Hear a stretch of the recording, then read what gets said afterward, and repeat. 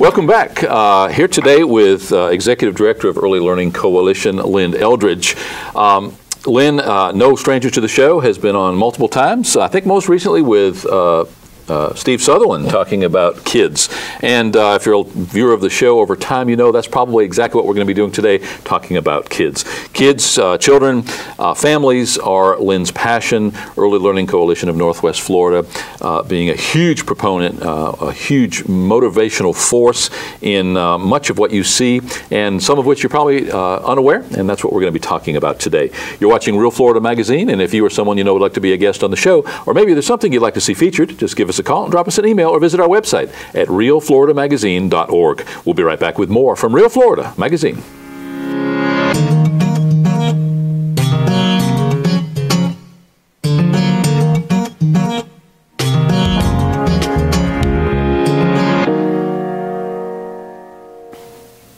Welcome back. As mentioned, our guest today is Lynne Eldridge, Executive Director of the Early Learning Coalition of Northwest Florida. It's back to being wintertime, Lynne. It's kind of chilly out today. Yes, it is. Thanks for coming up today. Thank you for having me again, Paul. An early trip up here to Chipley from Panama City. Yes, sir. Double dipping today. We're going to have you as a guest on the show and then enjoy you at Chipley Kiwanis Club. I'm excited. Talking about exactly the same thing. We're talking about children, families. In this case, we're talking about the reading component and how important that is. Yes. Talk a little bit about what you're going to be talking about today at Kiwanis and what this emphasis and focus on reading is all about. Paul, it's just an exciting time when you're able to talk about bringing reading back into the home and back into the programs where young children are. So we're really talking about pre-reading strategies, that birth to 5. And a lot of time people just forget that that's when the brain is just exploding with the ability to process the information that's needed for later reading success. So often we think reading starts at kindergarten or when they get to public school. Couldn't be further from the truth. We are so far behind, Paul, if we have not done 3 very simple strategies. Today we will be talking about not just families reading, but also how can our community let our families and our children know that we care about them by reading with them. In Washington County, Paul, over 33% of our children who went to kindergarten, now this is prior to kindergarten, were not ready, meaning that they did not have the skills to begin the reading process. Letter naming, letter recognition, phonemic awareness, or being able to hear the sounds. And Paul, the most important thing, a love for reading. You have to think, Paul, that in families where really survival is the most important thing, they work 2 and 3 jobs, children might be in the care of 2 or 3 out-of-home providers. Who's reading to them? When do they see their families reading? Now, I grew up in a home where you turn the TV off and you read. A love of books was just what my parents were about. But today in our world, there are so many other things that occupy children that loving to read is going by the wayside. We're so concerned about that we really are reaching out to our community in Washington County to try to bring an awareness to our families and to our businesses how important it is that communities are involved with how and when children read. Not very long ago, one of our neighboring counties had a real problem. They were finding that seniors in high school did not possess the reading skills necessary to do everything it took to graduate. Yes, sir. They had to send some of their teachers back for remedial education because typically high school teachers don't teach how to read. Yes, sir. And I would think that if you can instill that love of reading, then your problem is solved. Yes. Like you, I think the very first time I got into real trouble with my folks at home was I decided not to get on the school bus, instead walk to the public library and got myself a library card. And I was about 7 years old, and we lived in a very large city. Yes. So obviously there was a lot of drama, a lot of heartburn over that. But bottom line is that I've read all my life. Yes. And I'm like you, I turn off the TV. Yes. So how do we do this? I know that, first of all, and the reason you're here, or at least one of them, is that awareness so that we as a community can help to encourage and foster that. Yes. So how do you go about this? What is the way that you try to bring that awareness? Well, and Paul, you bring up such a valuable point. That when we go into kindergarten, first, second, third grade, really what's happening is we are learning to read. But once you hit third grade, Paul, you're pretty much done. Now you are reading to learn. So if you are not a good reader, and primarily reading takes two elements. You have to be able to decode. That means that you're able to sound out a word. And the second thing is that you've got to understand, predict, and remember what it is you've read. Comprehension. So what was happening, what you referred to in high school, is that our high schoolers were able to decode the words, but they did not comprehend. And because they did not comprehend, they could not retain the material, where they are reading to learn, not learning to read. So they were in big trouble. And the whole idea behind this, Paul, when you talk about high schoolers and being in school, one of the things that's missing today in so many of our homes and sometimes in our schools, but certainly in the early years, that birth to 5, is children hearing somebody read out loud. Oh, that is so powerful. That when children hear someone reading, especially someone who loves to read out loud with an excitement and with such power, the brain just starts kind of going crazy, and it's like folders opening up. And while children don't know what the words may mean, it doesn't matter. The brain is registering that vocabulary, which is the number one predictor of good reading. Well, actually, number 2. Would you like to know number 1, Paul? Absolutely. How well your mama reads is a number 1 predictor of reading success. How well your mother reads. And of course you know why that is. Yeah, absolutely. Because typically moms would be the ones who would read to their children.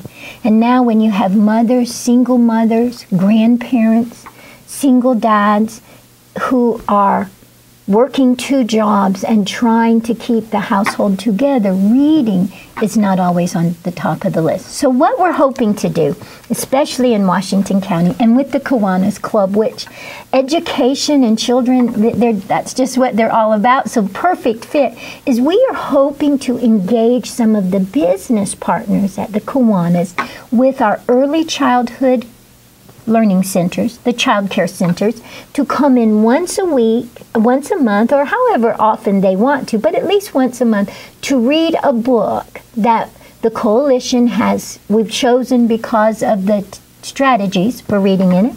And then they would put a message in the front of that book and leave it with that teacher. So it's a win-win this way. First, children get to see community business leaders.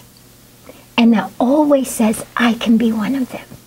So it connects them to their community. The second thing that happens, it really makes that teacher who is in a child care, and lots of times they don't feel like they're teaching because they're called babysitters or daycares. People don't understand that they really are brain builders. And if they do it well, the child is successful, along with the family. Certainly the family most important. But what we're hoping is now I'm this child care teacher, and Paul, you come in to read to my children. Well, you are actually validating me as a teacher as I sit down there with them. And then what I'm able to do, Paul, is show you what I do, different activities and teaching strategies that I take from that book to carry that written word on. And then when parents find out that Paul's been there and he's with the Goulding Agency, wow, why was he here? To read to the children. So then they remember, well, you know, I haven't read to my child in a while. I might need to pick up a book and read. So we're hoping that it's just about awareness and waking up that love of reading. Most of us at our age, Paul, we really were the ones who loved to read. And so being able to go back and transmit that love of reading in a group of 4-year-olds or 3-year-olds or toddlers really is an investment that that we will not even be able to see the rewards from. Just keeps going. Our children were fortunate not to be from single-parent home. Yes, sir. But they did spend time in daycare at some point, at some time. And our youngest son, that day at home when he took his first step, we were so excited. And the next day we took him to where the daycare center was, and we said, he walked last night. And they just kind of looked at each other. And I said, okay, what's going on? And they said, he's been walking for about 2 weeks. Yeah. So my point is that so often that, if not primary, but certainly that child care provider, whoever that happens to be, what a huge part they play in the real partnership. Yeah. I know that you also, Early Learning Coalition of Northwest Florida, have a huge sensitivity about hearing and vision testing and that sort of thing. Would it not be true that that process of learning how to read would take care of some of that exploratory work as well? In other words, if they can't see well enough to read, if they can't to sound out words, if they don't hear the words when you're reading, so that reading education process probably helps a little bit in all of those areas. All of those areas, regardless of whether it's health or physical, intellectual, cognitive, social, emotional, all of the developmental domains are strengthened by reading. And certainly, Paul, we are able, if we have children who look at books, remember, children read pictures before they read books. You just go past a McDonald's and see if that toddler can't say, Mac, Mac, Mac. They know what that is. Walmart, the same way. They get this. And so when you begin to connect those pictures with words, and that happens early, it really happens that first year of life, Paul. That's where reading, and really there's a lot of research that suggests even before, but knowing that that child has good hearing and good vision is absolutely critical to reading success. And unfortunately, very sadly, if we wait until kindergarten or when a child starts school for their vision to be checked, or if there's a vision problem, many times it could have been corrected. But after kindergarten, we are told that chances of it being fully corrected at that point are very slim. So those vision, hearing, and screenings are vision and hearing screenings are so critical to reading success. Well, merchandising and marketing people certainly are cognizant about the fact that we read through pictures, even as adults. Yes, sir. And certainly children, and that's why the Count Chocula and the Fruit Loops are on the bottom shelf. Exactly right. Because that little toddler is walking along, and that's what he sees. That's what he sees, and he's reading it. Absolutely. He doesn't want the granola or the healthy stuff on the top shelf. How new or how old is this program within Early Learning Coalition? I know that you've always had an emphasis on the broad program, but is this something new? Is this an addition to what to your focus, or talk a little bit about how that's evolved? Actually, Paul, it is an extension to our focus. We have been involved with being concerned about early reading strategies and children loving to read now for almost 7 years. We've been working in, we serve 7 counties, so we've been working in some of our other counties in different areas in diverse manners, trying to strengthen the community, the family, the business, and the child when it comes to reading. We actually have some pretty good data of how parents feel when they know businessmen and businesswomen have come in and read to their child. We have pretty good data that shows that when we send a book home with the child for the parent to read, 90% of them send that book back with a smiley or frowny or how they like the book. And they also tell us that it did allow them to spend more time reading to their child. So we've got several reading initiatives going on, Paul, but what we found out is that it's got to fit the community. There is not a one-size-fits-all. Every community is unique because their families are unique and their concerns are unique. While in Washington County, we currently serve about 270 children on a daily basis. And these children come from families of low socioeconomic situation, and Paul, about 60 of those every day are served are at risk, meaning that they have already been labeled at risk for child abuse and neglect. So they desperately need that love of reading, sitting in somebody's lap, being in a circle. And we cannot change sometimes the world, but we certainly can make a difference in each of our communities. So it doesn't fit, what we do in Bay County may not fit in Washington County. And our providers in Washington County, the ones who contract with the coalition, they're small private business. They simply agree to serve our children, the children that we serve that are eligible for some financial support so that parents can keep working. What we also know is that parents that typically have services through us, Paul, they typically work 9 to 12 hours a day. So when do they read to their child? Even if they wanted to. One of the saddest things I think I ever heard, it just broke my heart, is that we went to give a young mother who was working 2 jobs, going to school full-time to be a social worker.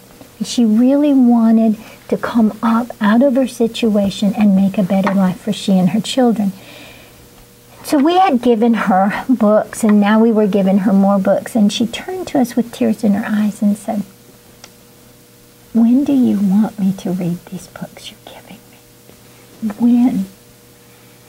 And we felt, it just was a shock to us. We felt so bad. So what we know in some of our more rural counties, sometimes the best time to reach these children are while they are at the Early Learning Center.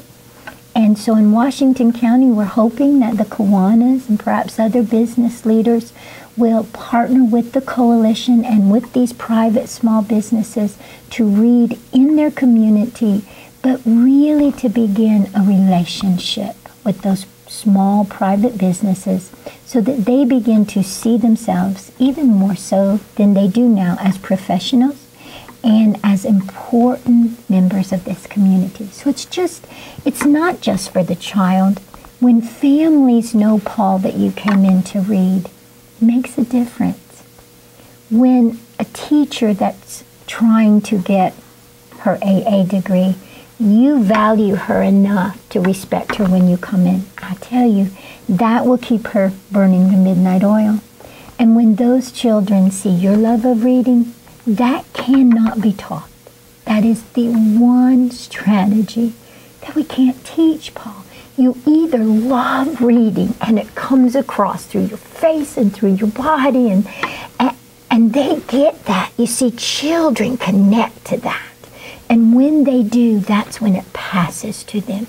And to me, it's a gift that doesn't cost us, and yet it stays with a child for the rest of their life. We have data and research proves that children of non-reading parents, we used to use the term illiterate, Paul. And what we found out is that when we use that term for parents, that they begin to feel like not only could they not read, but they could not learn. And that is not always the case. In fact, most of the time it's not. So they're non-reading for right now. That doesn't mean they're non-reading forever. But what we found out is that many times children would go to kindergarten, be great readers, and actually turn their parents around and get their parents in to be better readers. So it's just a beautiful gift to us, and why not bring the love of reading back into our community? And in all fairness, many parents, many people, they don't know what to do with a kid. They don't know what to do with their own child. You can nurture them, you can hold them, you can feed them when they're small enough, and if you're a guy, you're waiting for them to be old enough to throw a football or a baseball. Yes, you're right. But many times we just don't know. We just don't know, in this case, the value simply of reading. It doesn't have to be interactive, because you've got a captive audience. And if you want to have a leg up to ensure that your kid's got a little bit better than normal chance or better than average chance, again, like you say, it's a win-win. It's a win-win. It's a win-win. Paul, if you just have that child, that 18-month-old in your lap and you're reading a Real Florida magazine or Sports Illustrated, you don't even have to read it aloud. They just get to feel your body change as you read, and they connect. Unfortunately, seeing people read is something that really is on the decrease, with the decline. And think about it, Paul, when we used to go to the grocery store, and really about 10 years ago, right there at the aisle where the candy was, there were golden books. Remember those precious golden books? Well, if you go, they're not there now. They're not there now because people are not buying them. And often, while I just am so grateful for public libraries, many of our parents that are not comfortable readers don't go to the library. So it's just critical that we're able to get great books, but functional books, into the hands of people who love reading and are willing to give of their time and their passion. Let's talk a little bit about ELC in general. For some of the viewers who may not have enjoyed you in the past here on the show, Early Learning Coalition of Northwest Florida, one of several coalitions in the state. Yes, what counties do you cover? And thumbnail sketch, what is it that you guys do? Okay, we cover 7 counties: Bay, Calhoun, Gulf, Franklin, Jackson, Washington, and Holmes. Of course, 6 of those very rural, and then Bay County. And basically what we do, Paul, is we support, we receive state funding, taxpayer dollars, if you will. We are responsible to make sure that families are eligible for support to help pay for child care so that they can work. If you don't work, you don't get this program. And we're also responsible for ensuring that voluntary pre-kindergarten is available and implemented. So what you're really looking at is supporting families who are trying to work, and yet their salaries are still less than 150% of the federal poverty level, or about $3,500 per person annually in the household. What we know, if you haven't had to take a child to a child care setting, so primarily we're looking at birth to 5 and then some after schoolers, but if you have an infant, it is a minimum in Washington County of $120. And then if you have a preschool, it's another $100. So that's $220 every week. Well, if you're bringing home $300 and $220 of that's going to childcare, it makes no sense to work. But we recognize as an organization and also as a part of supporting families through taxpayer dollars, we recognize how critical it is to be accountable to the taxpayer to keep people working, keep our economy as strong as we possibly can, especially in times like this. So, Paul, what we try to do, though, is not just quote-unquote daycare. It's not just having your child someplace safe and be loved, because we are charged it's a legislative mandate that the children are ready to learn upon entering school. Right now, Paul, we serve about 4,000 children in our 7 counties on any given day. This past year, of those children that we served that then went into kindergarten, we had a rate of approximately 87% of all the kids that went into kindergarten that we had helped their families through the coalition funding. They were ready to learn, and it's because of committed private small businesses. Paul, we don't do the services ourselves. We go into the communities and we speak with private small businesses, the child care provider, and ask them, would they agree to meet our standards? And when they say yes, then we actually do the eligibility to determine if a parent is eligible. Paul, it's very strict. It's no playing around. And we call employers, we check backgrounds, we check unemployment, because we have to be accountable to our taxpayers, because that's who's funding this.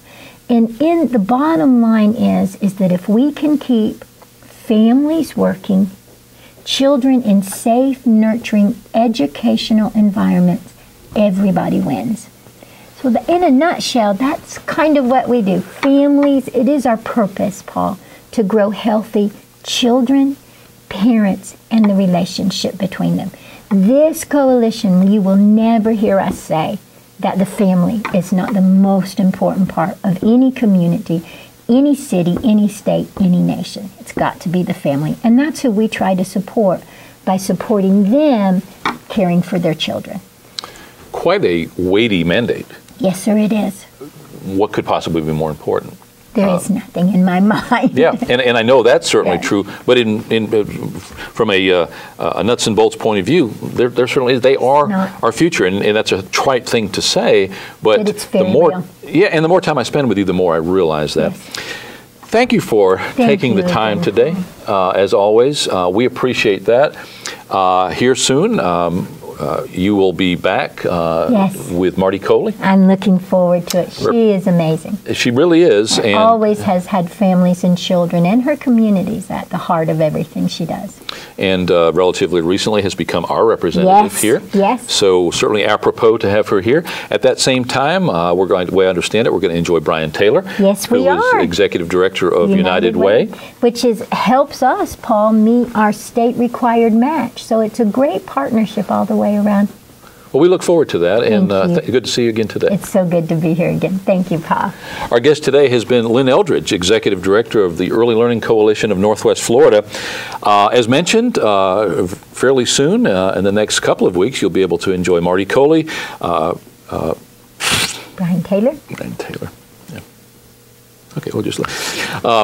as mentioned, very soon you'll be able to enjoy Lynne back on the show, accompanied by Marty Coley and Brian Taylor. Brian Taylor, currently the CEO of the United Way for this area. So that's certainly going to be a worthwhile show, certainly compelling. And I would dare say that you're going to learn, just as I will, something from that show. You're watching Real Florida TV, and if you've noticed, we have combined Real Florida Magazine, Real Florida TV, Real Florida Radio, our print and online versions of all of those into what we're now calling Real Florida Magazine, and you can enjoy us on the radio, on television, online, or certainly in print in our bi-monthly magazine. Thanks for watching, as always, and we appreciate you being a viewer of the show. Without you, we have no show. So again, thanks for that. You're watching Real Florida Magazine, and if you or someone you know would like to be a guest on the show, or maybe there's something you'd like to see featured, just give us a call, drop us an email, or visit our website at realfloridamagazine.org. We'll be right back with more from Real Florida Magazine.